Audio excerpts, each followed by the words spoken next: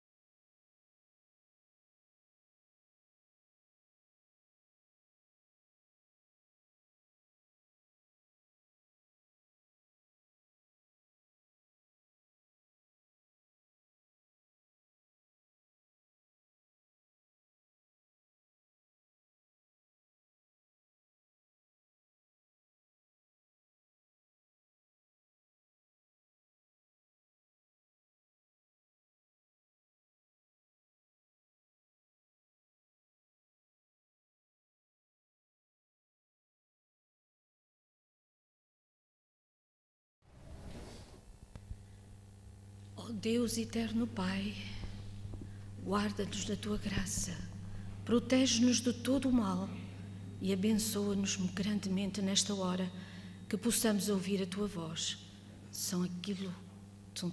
É tudo aquilo que te queremos pedir, Senhor, nesta hora. Amém.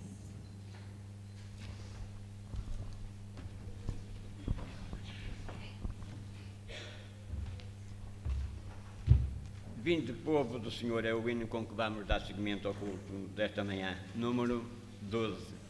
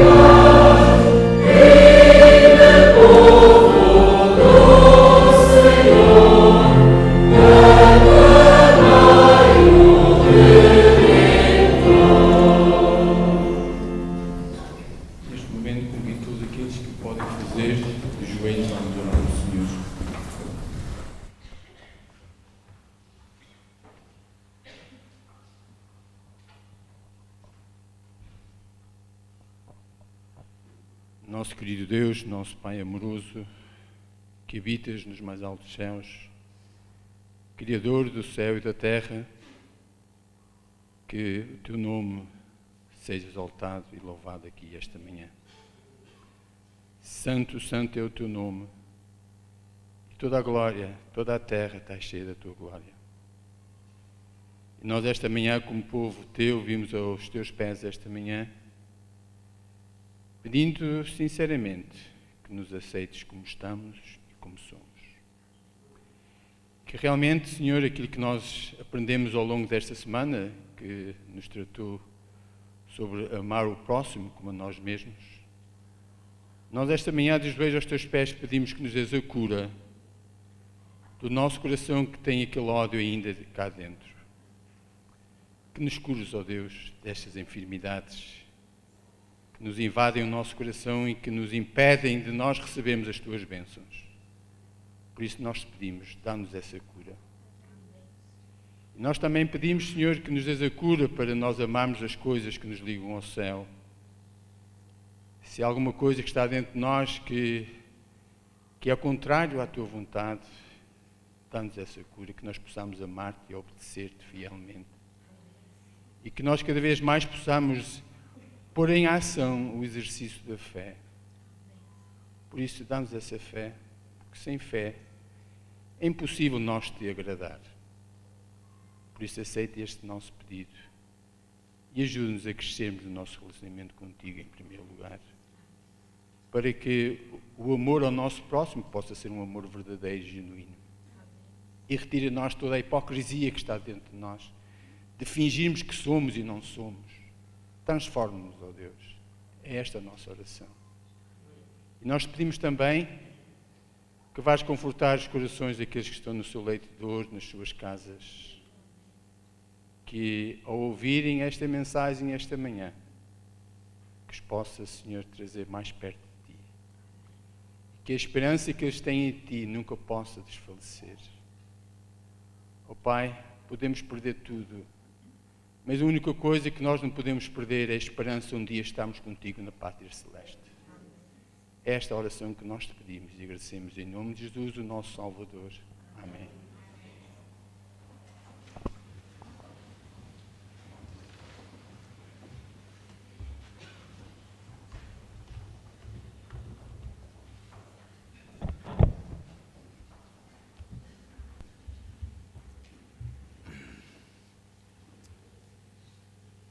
Este é um momento também muito solene em que nós, com as nossas gratidões a Deus por tudo aquilo que Ele nos fez ao longo desta semana que findou, é o momento que nós agradecemos a Deus e trazemos um pouco do mundo que Ele nos dá. E realmente que esta alegria possa brotar do nosso coração e que, de uma forma muito generosa, nós possamos contribuir para o avanço de Deus, da sua obra aqui nesta terra. E por isso vamos dar a oportunidade às nossas criancinhas para o fazer e depois as nossas diaconisas e diáconos levantar os dízimos e as ofertas. Quero-vos dizer também que elas serão canalizadas para o fundo local, nacional e internacional. Por isso, aqueles que estão responsáveis para distribuir estas ofertas, temos a certeza que tudo vai ser conduzido por Deus.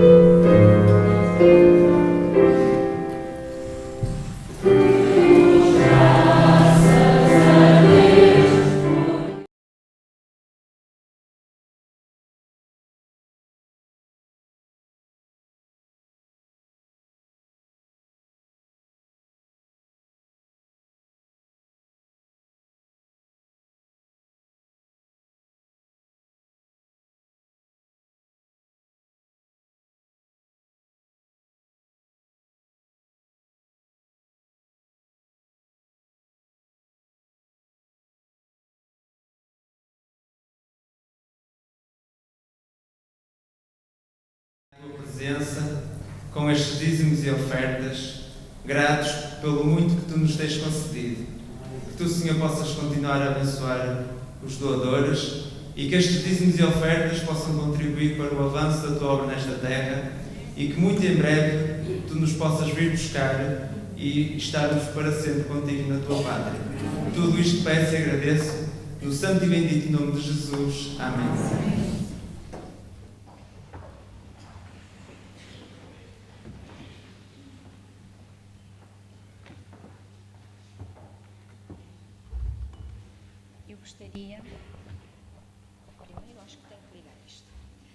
Eu gostaria de chamar as crianças a virem até aqui. Vamos ter uma história. Não sei que não são muitas, mas podem vir aquelas que já estão. Há bocadinho para cima não se ouvia, eu desci, desliguei. Pronto. Então, são pouquinhos, mas podem vir na mesma. Tomás, só pelas escadas.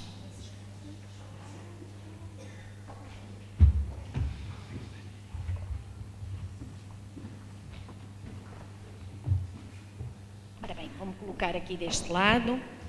Estou um bocadinho assim de costas, mas a história é pequenina. É uma história que Jesus contou. Vamos recordá-la. Era uma vez um rei que preparou uma festa, muito importante, porque era o dia de casamento do seu filho. E sabem que os dias de casamento são muito importantes, não é? O que é que há nas festas de casamento que todos vocês também gostam? Para além de música, para além de muitas coisas bonitas, o que é que há também? Comida muito boa. E estava tudo pronto. E assim que ficou tudo pronto, o rei mandou os seus criados, os seus servos, ir buscar os convidados. Mas aconteceu uma coisa muito estranha. Vocês já viram algum convidado dizer que não vai à festa? Já disseste alguma vez que não ias a uma festa? Acho que não. Geralmente, quando somos convidados, gostamos de ir à festa. Olha, Lia, senta ali. Aqui ao pé da Letícia e do Enoque. Exato. Pois é, aconteceu uma coisa dessas, uma coisa estranha. Os convidados não quiseram. Começaram a desculpar-se. Não, eu comprei um carro, tenho que ir experimentar o carro. Eu casei há pouco tempo, ainda estou em lua de mel, não posso ir à festa. E pronto, e por aí fora, podia ser também uma criança a dizer, eu tenho uns brinquedos novos e agora tenho que brincar, não posso ir à festa. O que é certo é que o rei ficou muito contente. Ficou?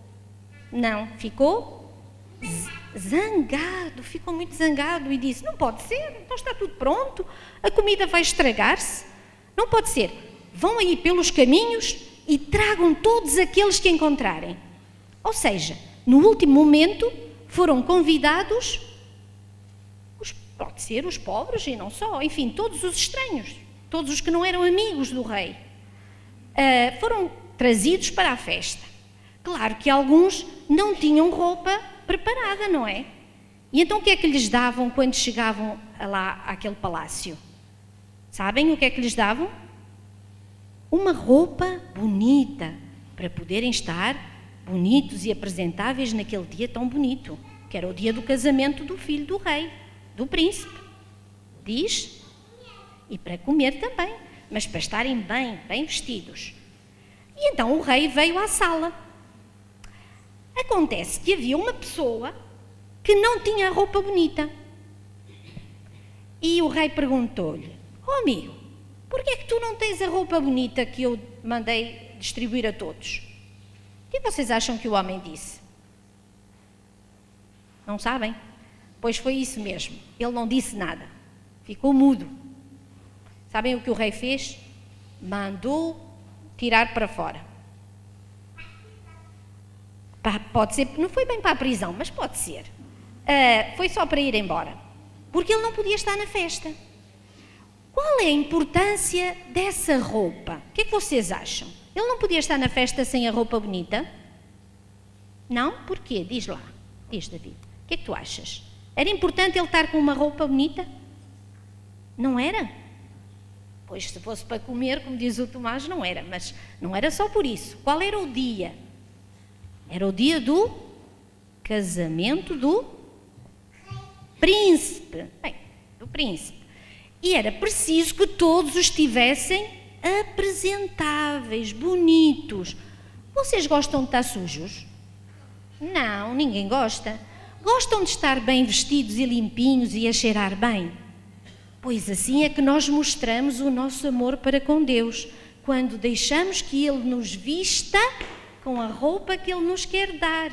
Uma roupa linda, que não há outra igual àquela que Jesus nos quer dar.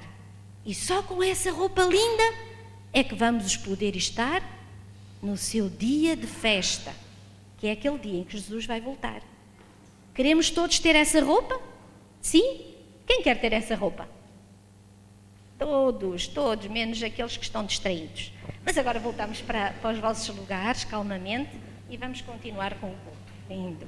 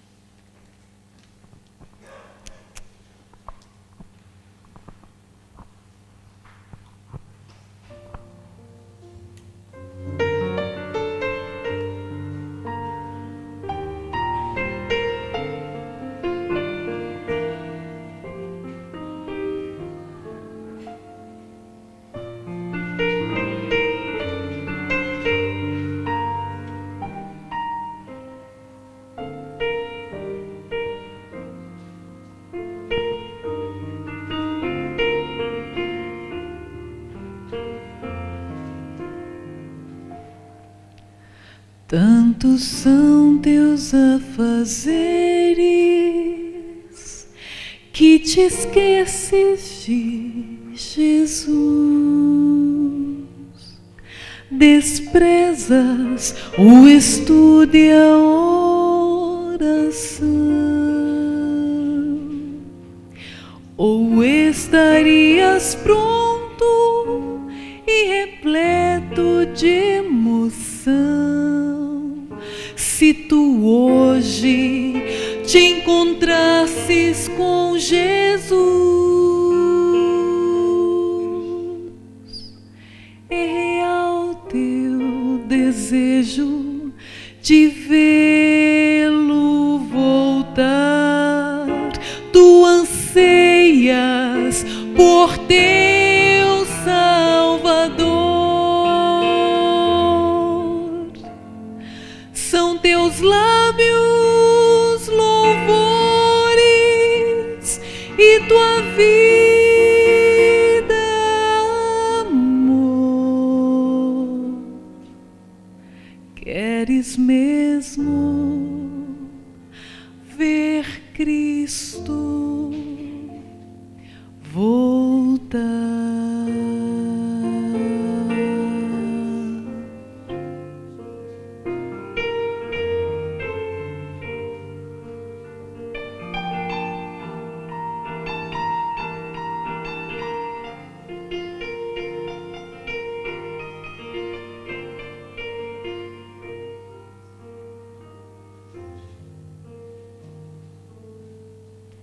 Se Jesus viesse hoje, qual seria o teu sentir?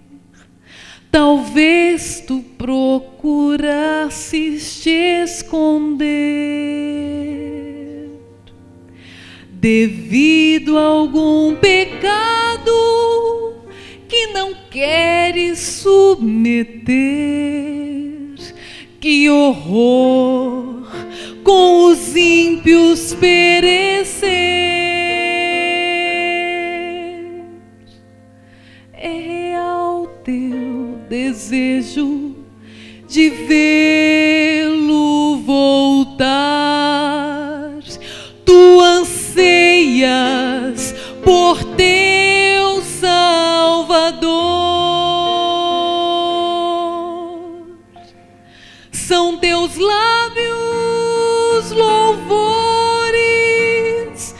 tua vida, amor. Queres mesmo ver Cristo voltar?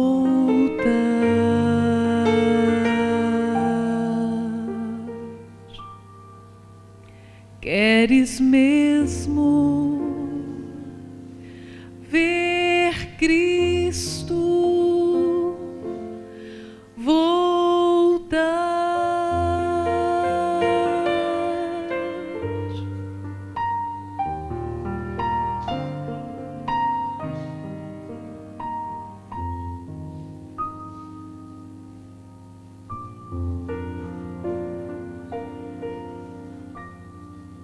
Amém.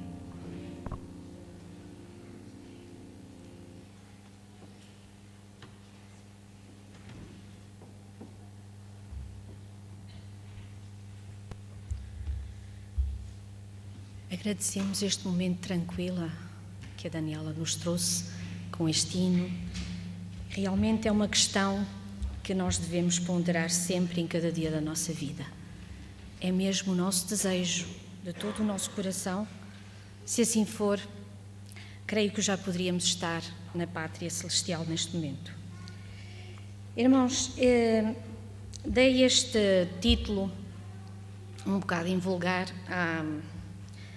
à mensagem, porque o título que eu tinha poderia suscitar alguma perplexidade, pois a mim também me suscitou. Mas como foi pedido, foi um pedido que eu fiz a Deus para poder organizar os pensamentos vários que eu tinha sobre a mensagem a trazer. E como eu vos disse, andava há vários dias, portanto, orando por inspiração para organizar todo o material. E uma manhã, ainda estava, era madrugada, tive assim um sonho um bocado estranho, porque só me lembro desta frase, que foi aquela que eu retive para a mensagem, e que, portanto, estávamos aqui na igreja e estávamos na hora da escola sabatina, e quem estava a apresentar a lição em geral era o nosso irmão José Ferreira. Não me lembro de tudo o que ele disse, não. Sei que estava a falar, e de repente, e foi aí quando eu acordei, ele diz assim, eu vou citar porque foi o que eu fixei. Imaginem que Deus nos dizia, eu quero o divórcio, e agora? Eu fiquei perplexa, acordei, e depois aos poucos, o Espírito do Senhor, certamente trabalhando em mim, foi-me mostrando o que é que isto queria dizer.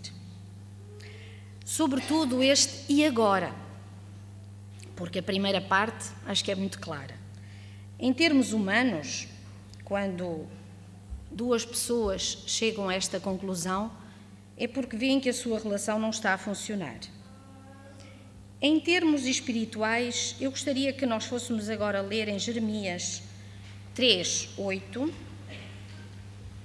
Temos assim vários textos, mas eu vou-vos pedir de vez em quando para fixarem alguns textos. Jeremias 3:8.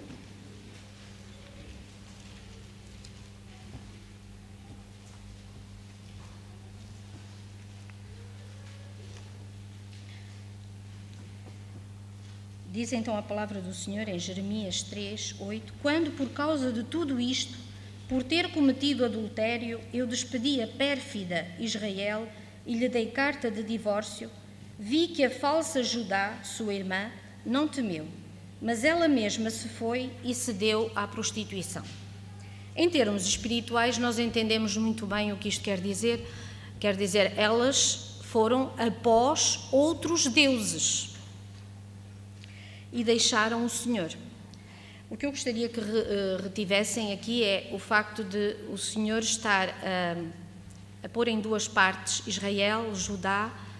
Quer dizer, Judá era um resto, havia um resto que procurava seguir a Deus mas depois até esse resto também se tornou traiçoeiro e deixou o Senhor.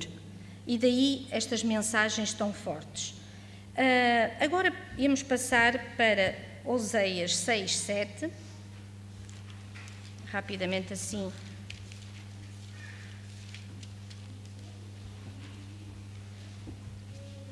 Para novamente vermos o porquê desta decisão. Em Oséias 6, versículo 7, o Senhor também diz: mas eles transgrediram a aliança como Adão. Eles se portaram aleivosamente contra mim. Portanto, Adão representa aqui o género humano e, portanto, Deus tinha feito com Adão uma aliança e ela também foi quebrada. Voltamos a Jeremias. Esta é a parte que eu vou pedir depois para vocês deixarem em aberto, ainda que depois tenhamos que ir a outras partes da Bíblia. Mas em Jeremias 31, vamos fixar esta parte de Jeremias 31, nos versículos 31 a 34.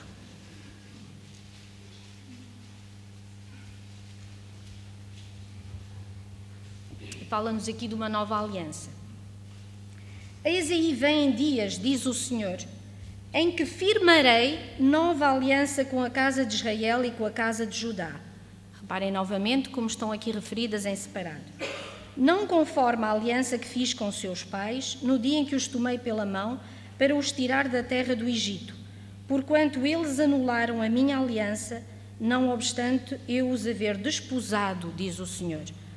Porque esta é a aliança que firmarei com a casa de Israel depois daqueles dias, diz o Senhor.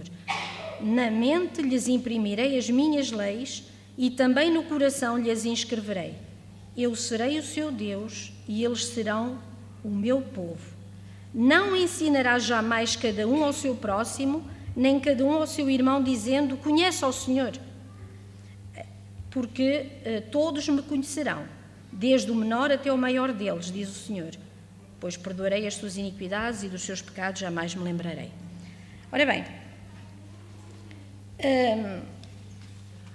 voltando a esta primeira frase com a qual nós começamos, nós vemos que todos estes textos que nós lemos, Deus utilizou a imagem do casamento e do divórcio para referir o seu desagrado, primeiro como havia uma aliança, como num casamento, e depois o seu desagrado pelo comportamento deste seu povo. E assim como num relacionamento humano, em que uma das partes, ou as duas, às vezes as duas chegam à mesma conclusão, mas muitas vezes uma das partes diz: não, já não aguento mais, e querem desfazer esse laço que os unia e dizem: quero o divórcio. Mas aqui há uma pergunta, e esta pergunta é importante: e agora? Este e agora soa triste, mas mesmo assim com esperança. Há uma esperança de que alguma coisa possa ser reaproveitada, que haja algum resto. O que será este resto com o qual pode ser reconstruído um relacionamento? A nível humano, muitas vezes pode ser a lembrança dos bons momentos, pode ser a lembrança das lutas que os dois tiveram, pode ser a lembrança dos filhos, dos frutos desse relacionamento, que pode ser os filhos, pode ser um projeto de vida.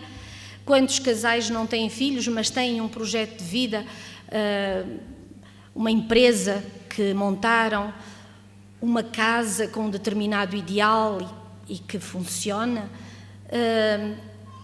qualquer coisa que têm em comum e que a lembrança desse resto pode fazer voltar a funcionar essa aliança. Mas em termos espirituais ainda é muito mais forte, porque se Deus nos diz: e agora?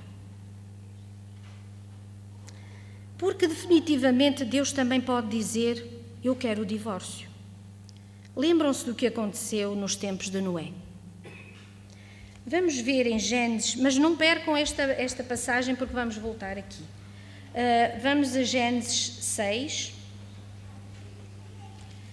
É uma passagem sobre a qual medito muitas vezes e que é perturbante. Em Gênesis 6, no versículo 3, o Senhor disse: o meu espírito não agirá para sempre no homem, pois este é carnal e os seus dias serão 120 anos. O meu espírito não agirá para sempre no homem, porque o Espírito de Deus não consegue suportar tanta iniquidade como aquela que estava a acontecer naqueles dias. Reparem, se nós formos um bocadinho mais abaixo, no versículo 5, é-nos dito que viu o Senhor que a maldade do homem se havia multiplicado na terra e que era continuamente mau todo o desígnio do seu coração. Então se arrependeu o Senhor de ter feito o homem na terra e isso lhe pesou no coração. Esta parte é tão triste. Isso lhe pesou no coração. Deus sentia-se tão triste por ver que as suas criaturas, criadas por Ele, que Ele tinha criado com um propósito de amor, de harmonia, de felicidade, estavam se arranhando, se desfazendo umas às outras, matando-se, roubando-se umas às outras, mentindo-se. Desculpem esta forma um bocado estranha de dizer, é mentindo umas às outras,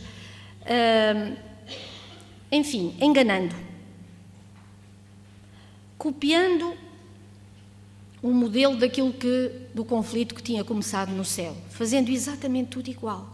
E apesar do Espírito do Senhor contender com eles para que voltassem para o Pai, para que voltassem para o plano de amor original, nada feito. Não ouviam o Espírito de Deus. E daí o Senhor pôs um prazo. Poderíamos dizer que era um ultimato. Terão 120 dias. Se pensarmos bem, foram os 120 anos, desculpem. 120 anos da pregação de Noé. E não foi só uma pregação por palavras. Foi uma pregação também na prática.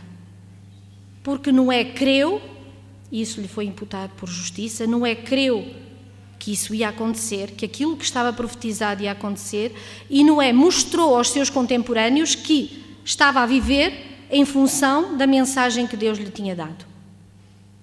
120 dias, não mais. Para além disso, havia destruição. Para além disso, as coisas... só se poderia salvar quem estivesse na arca. Só se poderia salvar quem estivesse dentro do amor do Pai. Quem tivesse aceite este convite ao arrependimento, a voltar atrás, a lembrar-se das coisas boas, a lembrar-se da aliança, de que o Deus queria ser um marido para aquele povo e aquele povo seria a sua esposa. Isto é, de que houvesse uma aliança íntima em que o povo, pudesse aprender com o seu Criador as leis que regem o universo. Leis de amor e não de inimizade. Leis de generosidade e não de egoísmo. Leis de simplicidade e não de vaidade. Assim como aconteceu nos dias de Noé, eu penso que também recordarão o episódio de Sodoma e Gomorra. Podemos ir ler, mas lembram-se, eu vou contar rapidamente. Lembram-se que Deus anunciou a Abraão que iria destruir aquelas duas cidades, por causa da iniquidade que prevalecia naquele vale. E Abraão, o seu coração estremeceu por Ló e fez um pedido a Deus: Senhor, se houver 50 justos, não vais destruir a cidade. Mas depois Abraão tinha um pressentimento de que provavelmente a família toda não estaria seguindo os caminhos de Deus. Então foi reduzindo,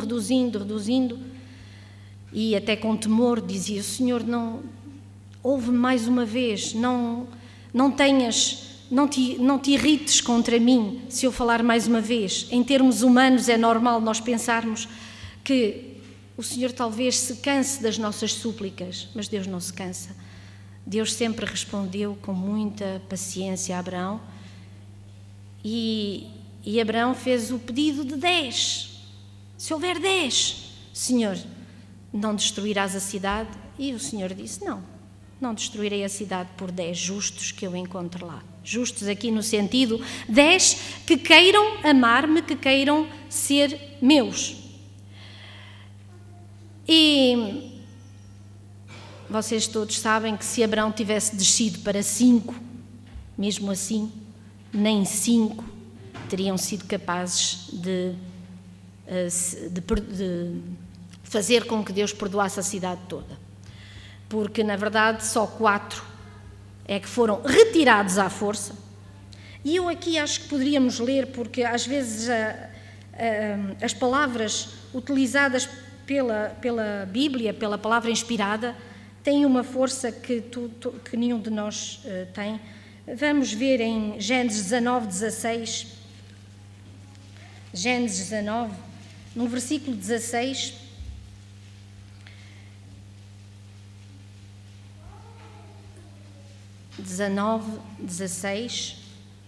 Os anjos, depois de terem estado muito com Ló, como porém se demorasse, pegaram-no os homens neste caso eram os anjos, pela mão, a ele, a sua mulher e as 2 filhas que ele tinha em casa, sendo-lhe o Senhor misericordioso.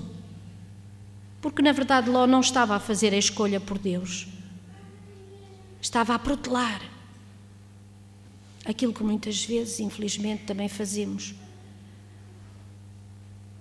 Mas o Senhor, sendo-lhe misericordioso, tiraram-no e o puseram fora da cidade. Mas mesmo desses 4, ainda assim, só 3 é que conseguiram salvar a vida, porque não sabemos o que terá sido a vida depois disso. Eu digo, sem temer ser uma interpretação ousada, que Deus provavelmente apressou a destruição de Sodoma e Gomorra por amor ao seu servo Abraão, que sentia amor pelo seu sobrinho, um sobrinho que ele criou, como todos nós sabemos. Portanto, se Deus não apressasse a destruição daquelas cidades, provavelmente nem Ló, nem as suas 2 filhas se teriam salvo. Ele definitivamente teria permanecido ali e ali teria perecido no lugar onde estava o seu coração, assim como vimos que aconteceu com a sua esposa. Não conseguiu despegar-se do amor que tinha pelas coisas terrestres.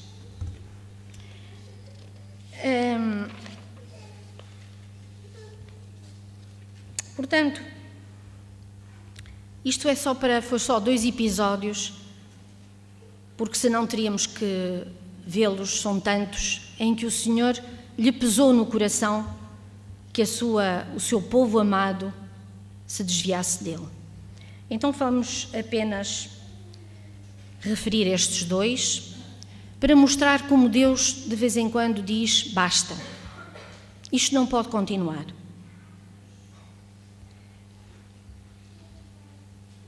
Portanto, a seguir ele diz-nos que este resto, e agora, é o convite, é a escapatória.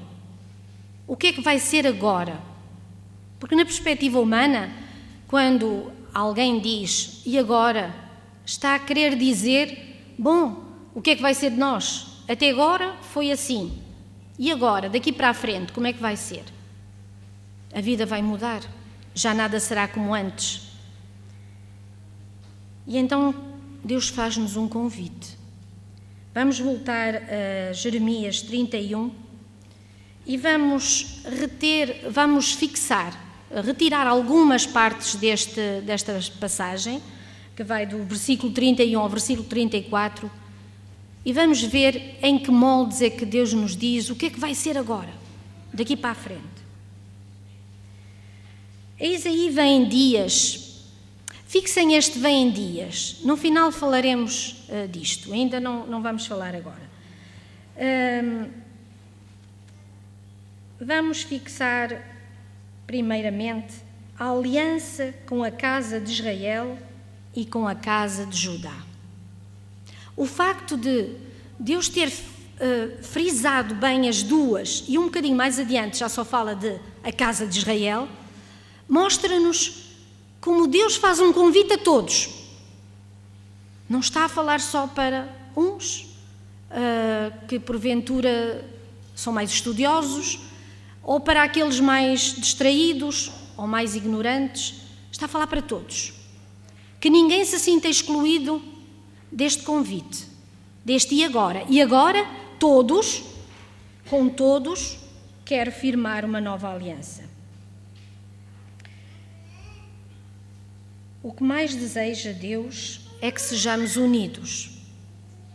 Porque se todos, em vez de ser a casa de Israel, a casa de Judá, se todos são o meu povo, é natural que o meu povo se deixe envolver por aquilo que eu tenho para vos dar. E por isso, olhemos uns para os outros como irmãos de verdade. E não como irmãos que desejam retirar a parte da herança ao outro, porque isso também há, infelizmente. Mas é irmãos de acordo com aquela vontade que Deus tinha para o ser humano quando o criou. Irmãos em harmonia, irmãos de uma grande família em que todos se amam. Por isso, é maravilhoso ver que Deus nos quer conduzir a todos ao mesmo porto de abrigo, ao mesmo lugar, à sua comunhão. Outro ponto. Não segundo a aliança que fiz com seus pais, porque eles não continuaram na minha aliança. E agora? O que é que há aqui que nos mostre que Deus nos faz um convite para lembrar que há novamente a possibilidade de voltar a estar com Ele em comunhão? Não cair no erro dos nossos pais. Temos que entender, claro, os nossos pais como aqueles que estiveram antes de nós e que, em situações similares às nossas, tomaram certas atitudes que Deus não quer que repitamos.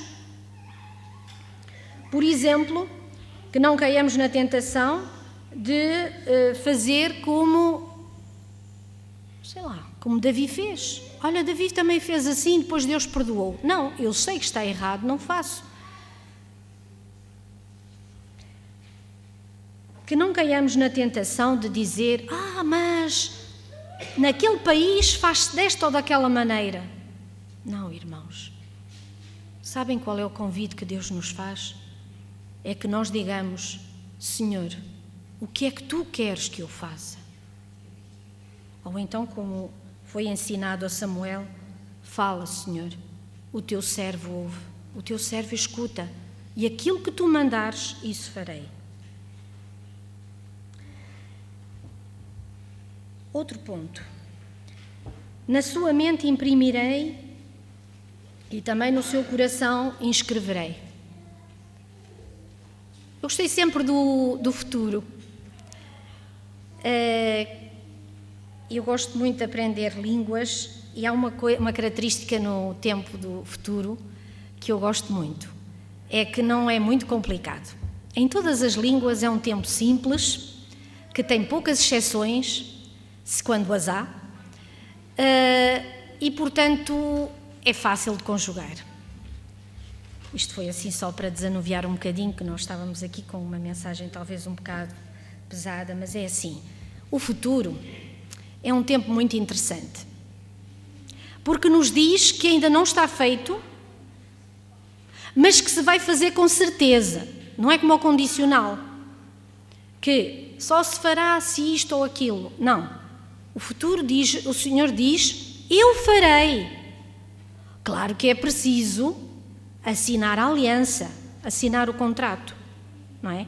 Mas a partir do momento que a pessoa entra em aliança com Deus, Ele escreve a sua lei no nosso coração. E agora vamos ao outro ponto, não é?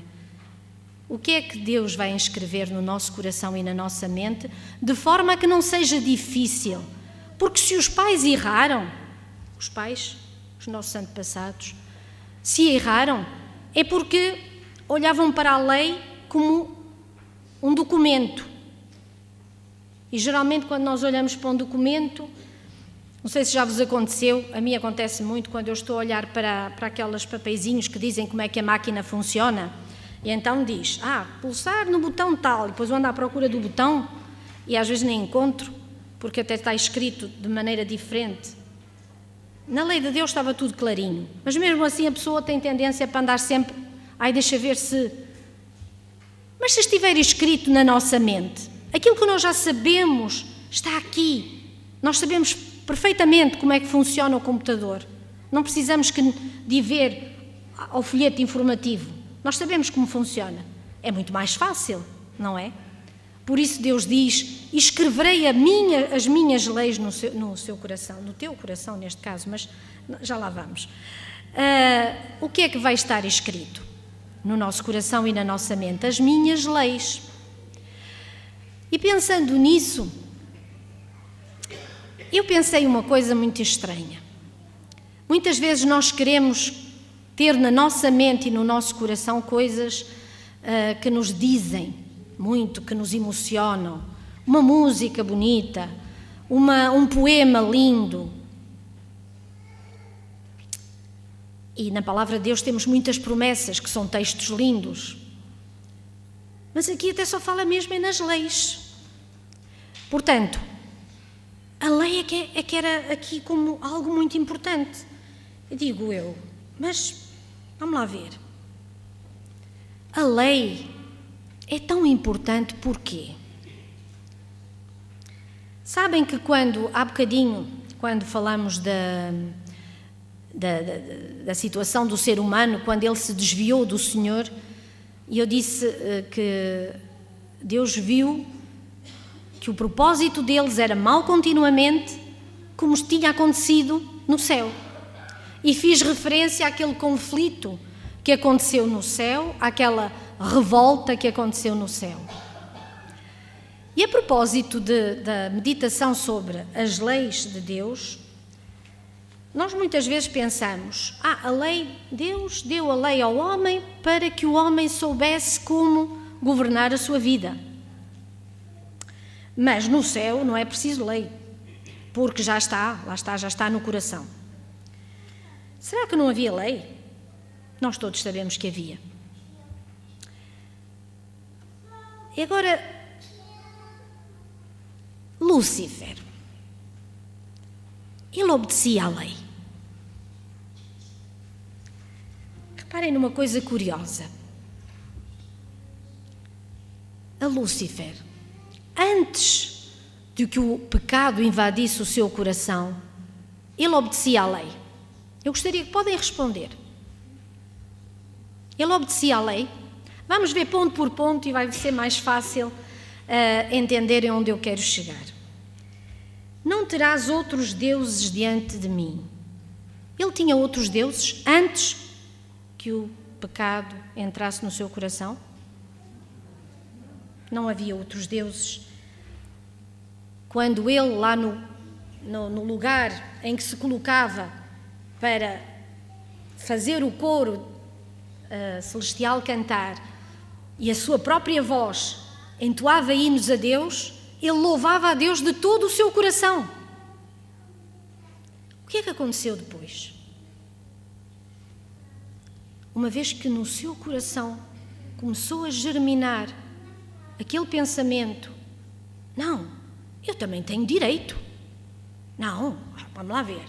Deus consultou o seu filho e não me consulta a mim, mas eu sou uma pessoa com privilégios. Não pode ser. Eu sou belo, eu sou inteligente, eu tenho capacidade para. E assim que ele deixou que esta ideia crescesse no seu coração, as coisas começaram a correr muito mal. Porque já o seu coração não estava livre para louvar a Deus de toda a sua alma e de todo o seu espírito, de todo o seu coração. O seu coração agora estava com orgulho lá dentro. Já não estava livre. Não farás para ti imagem de escultura. Qual era a imagem de escultura que ele tinha feito? A si mesmo. Não tomarás o nome do Senhor teu Deus em vão.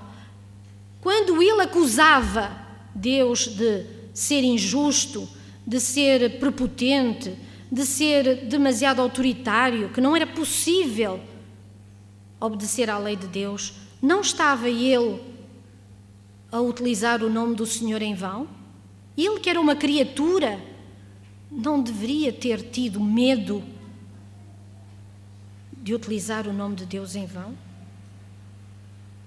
Eu agora vou saltar o 4º mandamento, já verão porquê. Honra teu pai e tua mãe. Não era Deus seu pai? Em que é que ele o estava honrando, acusando desonestamente? Não matarás. Ele estava a matar a imagem de Deus dentro dele.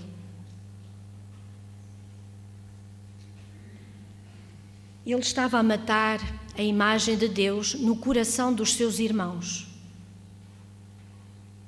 Ele estava a dizer aos outros anjos uma coisa perversa, fazendo com que aqueles que estavam incautos não soubessem do que se passava, não sabendo do que se passava no coração dele, começassem a ficar também com uma semente de dúvida lá dentro.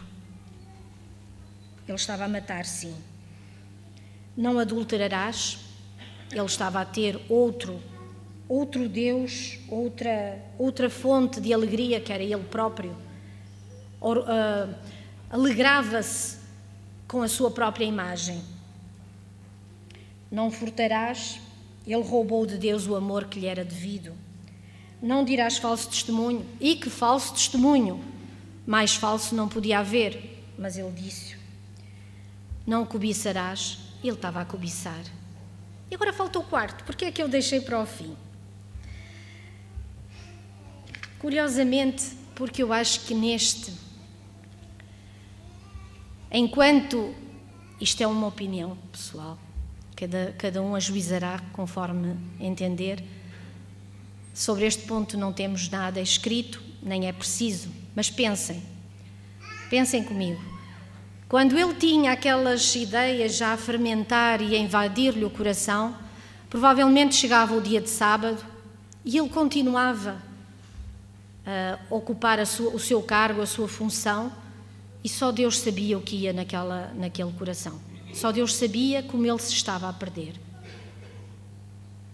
Portanto, o mandamento, lembra-te do dia de sábado, é curioso, como neste mandamento está a palavra lembra-te, porque é um mandamento que por fora podemos pensar que estamos a cumprir, mas por dentro podemos não estar a seguir a vontade de Deus.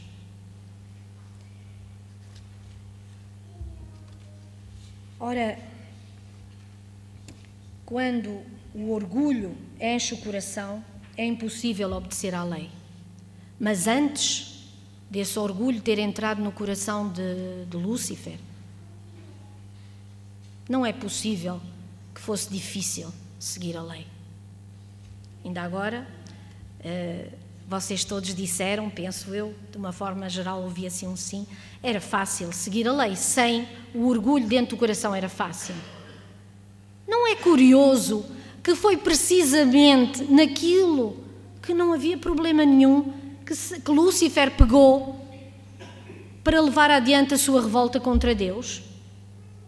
Em vez de dizer, não seria curioso que ele dissesse aos outros anjos: olhem, eu estou com inveja de Deus, eu tenho ciúmes de Deus, eu quero estar no lugar de Deus. Foi isso que ele disse aos outros. Mas a verdade era essa. A verdade é que ele queria ocupar o lugar de Deus. Mas não foi por aí. Ele pegou na lei e disse: esta lei é impossível de cumprir. Não é possível. Mas se tinha sido possível até ali, por que é que agora era impossível? E assim surgiu o problema. Por isso, Deus diz: na sua mente imprimirei, porque é preciso este novo nascimento que nos faça ter a limpeza do coração, que nos faça ter a limpeza de mente que tinha Adão quando saiu das mãos do Criador. É preciso isso para que a lei possa ser cumprida na minha vida. Enquanto eu não entender que Deus só pode agir em mim quando eu deixar que Ele me limpe completamente e depois então me instrua e me ensine qual o verdadeiro caminho, nada será possível. Jesus veio mostrar-nos, fixem bem agora esta parte, Jesus veio mostrar-nos como era possível e bom e desejável obedecer à lei de Deus. Observem, contemplem, meditem na simples e grandiosa vida que Jesus viveu entre nós e digam-me se não é a vida mais desejável que um homem filho de Deus, pode ter, exceto a cruz. Como disse Paulo, assim Deus permitisse se tornassem tais qual eu sou, exceto estas cadeias. É verdade que nós já não temos que passar pela cruz. Isso foi algo que o Filho de Deus tomou sobre si, para que pudéssemos ter a vida que Ele teve e mais aquela que Ele teve antes de vir à terra e aquela que nos está prometida, mas só passando por uma vida tal qual Ele viveu. Outro ponto: eu serei o seu Deus e eles serão o meu povo. E agora? Agora a questão a ser ponderada é que Deus toma conta de tudo mais. A única questão é: queres ser meu? Queres ser o meu povo? Queres que eu seja o teu Deus? Não deixas mais ninguém interferir na tua vida? Só tu e eu? Deixa que eu guie a tua vida e os milagres acontecerão. A paz que excede todo o entendimento, o amor ao próximo, fora de toda a lógica, a alegria em meio à tristeza, seres capaz de cantar no cárcere, mesmo com o corpo coberto de nódoas, todos esses milagres te estão prometidos e me estão prometidos a todos nós. São esses milagres. Termos tanta alegria que ela não pode caber dentro de nós e nós temos que a espalhar e temos que a partilhar com todos os outros. Irmãos, fui até à lei em Êxodo 20, 2 a 17 e a Deuteronômio 5, 6 a 21. Do versículo 6 ao versículo 21.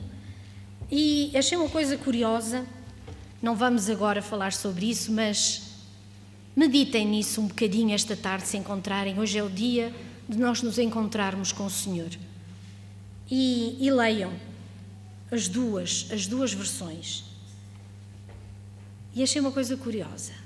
No 4º mandamento, em Deuteronômio 5, 6 a 21, no 4º mandamento, o Senhor deixou expresso várias vezes: o Senhor teu Deus, o Senhor teu Deus. São, deixem-me ver porque eu tenho isto aqui escrito, não me quero enganar, 4 vezes. E há outro mandamento, em todos eles é dito o Senhor teu Deus, mas no 4º mandamento está 4 vezes e no 5º mandamento está 2 vezes. Meditem no porquê da diferença que encontrarem entre as duas versões. Não será porque era preciso recordar constantemente? Lembra-te, lembra-te, lembra-te de que eu sou o teu Deus, de que eu tenho pensamentos de paz e de amor para contigo. E ainda outro ponto aqui nesta passagem de Jeremias 31, que diz: não ensinará jamais cada um ao seu próximo, nem cada um ao seu irmão, dizendo: conhece ao Senhor, porque todos me conhecerão, desde o menor deles até o maior. Reparem, ainda esta semana na reunião de oração foi dito, e eu achei interessante porque tinha acabado de escrever isto na terça-feira de manhã e não tinha falado com ninguém. E o nosso primeiro ancião disse uma coisa muito importante, que eu também tenho meditado muito sobre isso. O que é que o Senhor nos diz agora? Agora não precisarás que outro te guie. Lembram-se da passagem das 10 virgens? Só as virgens loucas é que pensam que poderão obter azeite a qualquer momento junto da vizinha, da mãe, do pai, do sacerdote, do ancião, do diácono. Porque toda a virgem sensata sabe que deve conhecer ao Senhor pessoalmente, para que o Senhor lhe diga: entra, bem-aventurada. Porque quando a virgem sensata vê o seu Senhor, ela sabe que é o seu Senhor. O Senhor nos diz que a virgem sensata diz: Senhor meu, Deus meu, quando o vê. O reconhece quando ele está presente. Porque Jesus advertiu que muitos virão em meu nome, procurando enganar os incautos, os imprudentes. Mas só os sensatos conhecem a minha voz. Irmãos, para terminar, eu vou-vos pedir que voltemos a ler esta passagem de Jeremias 31 e que em alguns lugares, em vez daquilo que lá está, vamos substituir pelo nosso nome ou pelo pronome pessoal e ao possessivo também, teu, tu, enfim. Vamos reler então. Este início, quando diz: eis aí vêm dias, era aqui que eu queria chegar. Em vez de eis aí vêm dias, substituam, irmãos, por eis aí agora. Agora, porque é para este tempo presente. Eis aí agora, diz o Senhor, firmarei nova aliança com... Irmãos, ponham cada um o vosso nome, cada um individualmente. Pense que esta aliança que o Senhor quer firmar convosco é para cada um de nós. Eis aí firmarei nova aliança, eu vou dizer com Raquel, mas vocês ponham o vosso nome. Não segundo a aliança que fiz com seus pais no dia em que os tomei pela mão para os conduzir até fora da terra do Egito, pois eles não continuaram na minha aliança e eu não atentei para eles. Porque esta é a aliança que firmarei com o vosso nome. Ponham o vosso nome. Leiam, por favor. Depois de hoje, diz o Senhor, na tua mente imprimirei as minhas leis e também sobre o teu coração as inscreverei. E eu serei o teu Deus e tu serás o meu povo. E agora a parte final, também, esta aqui transformei bastante. Não ensinarás a ninguém, nem ninguém te ensinará. Porque tu me conhecerás e o teu irmão me conhecerá.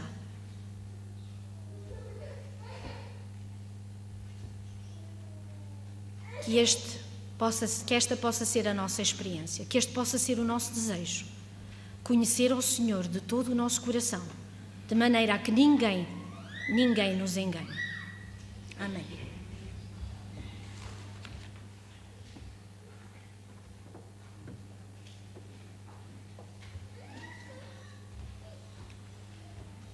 E agora vamos agradecer ao Senhor por este culto com o hino 294, Não eu, mas Cristo.